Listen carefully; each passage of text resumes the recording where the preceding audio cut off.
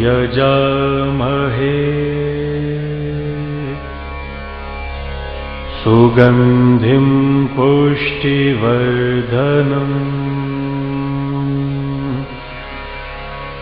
उर्वारुकमिव बन्धनान् मृत्योर्मुक्षीयमामृतात्।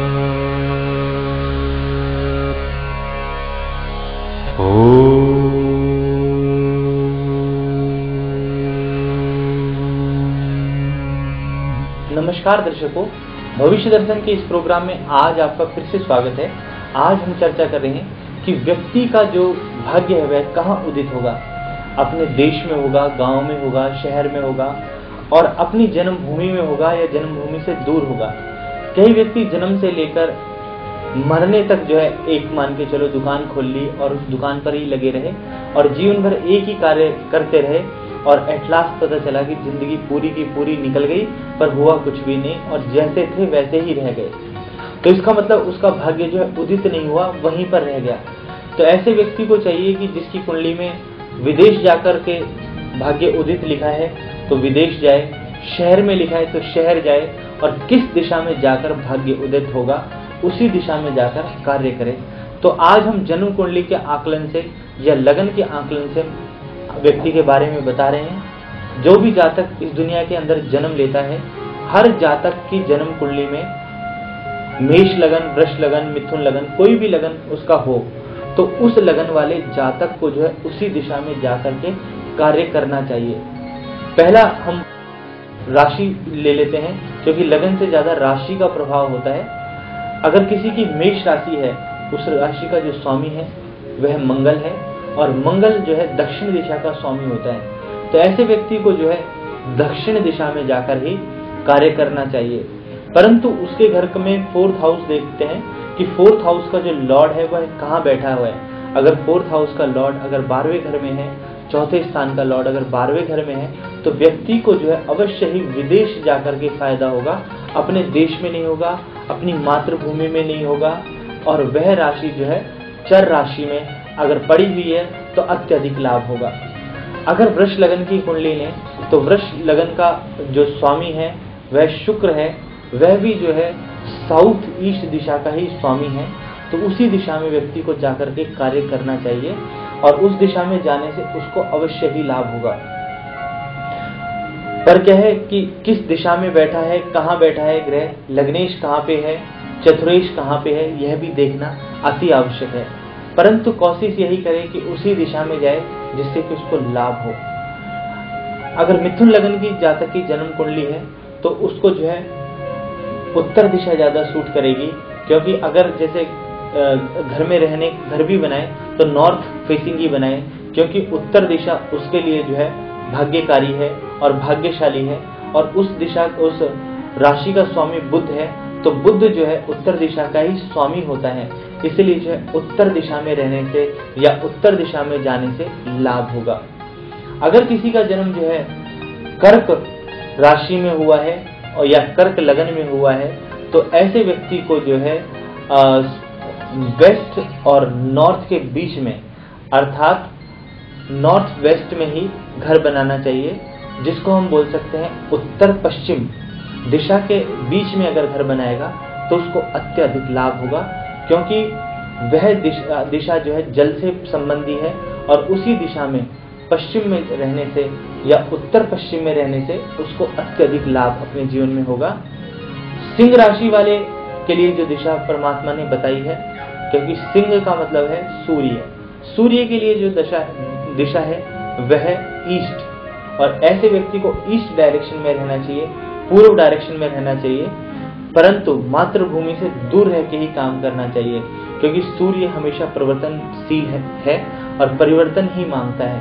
तो ऐसे व्यक्ति को जो है ईस्ट डायरेक्शन में जाना चाहिए और अगर ईस्ट डायरेक्शन में जाएंगे या पूर्वी दिशा में जाएंगे तो उसको अत्यधिक लाभ होगा।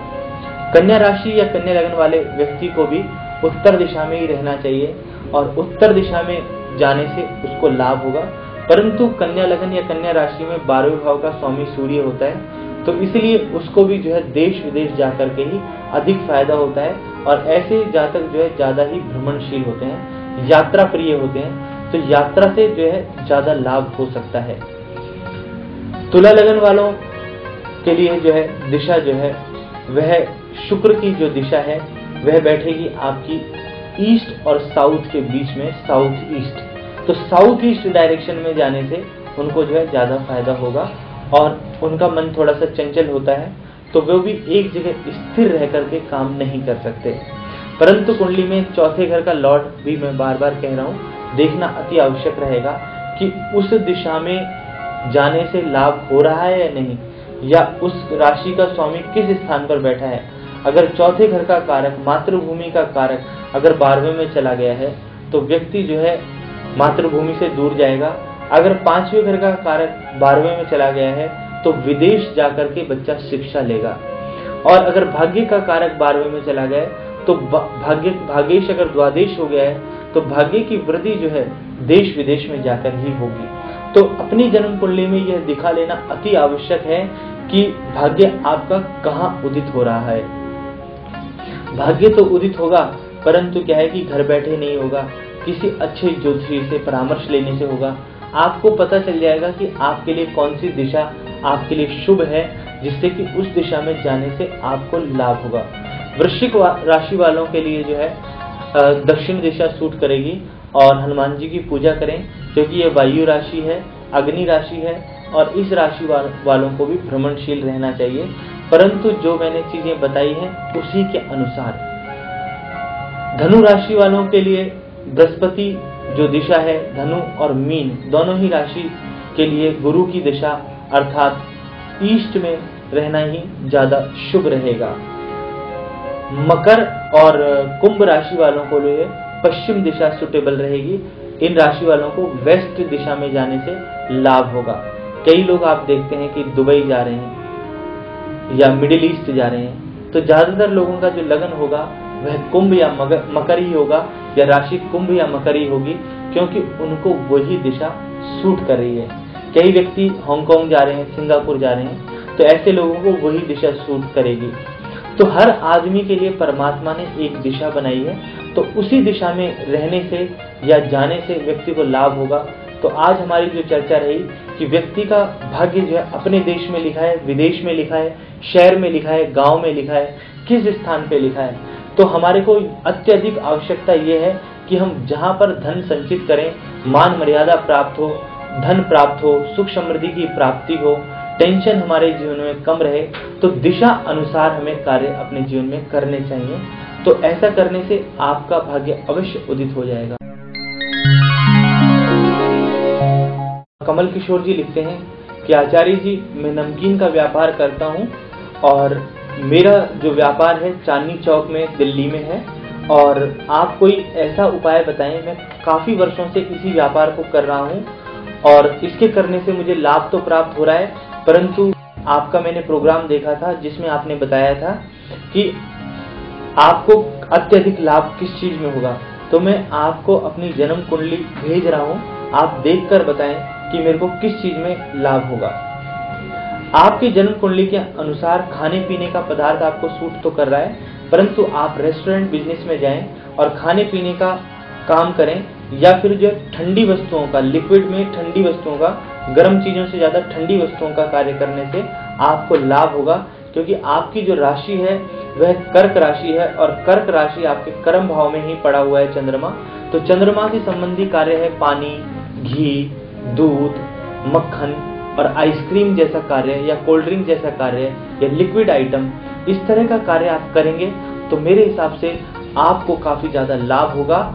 और एक मंत्र आप जरूर करें, ओम नमः शिवाय, इस मंत्र का जाप करें और चंद्रमा के दर्शन करें और एक छोटी उंगली के अंदर सुच्चा मोती धारण कर लें, तो आपको अवश्य ही लाभ होगा। अगर आपके जीवन में कोई भी समस्या है या किसी बात से अधिक परेशान हैं, तो अपनी परेशानियों के हल के लिए आप आचार्य संजय शर्मा से संपर्क करें।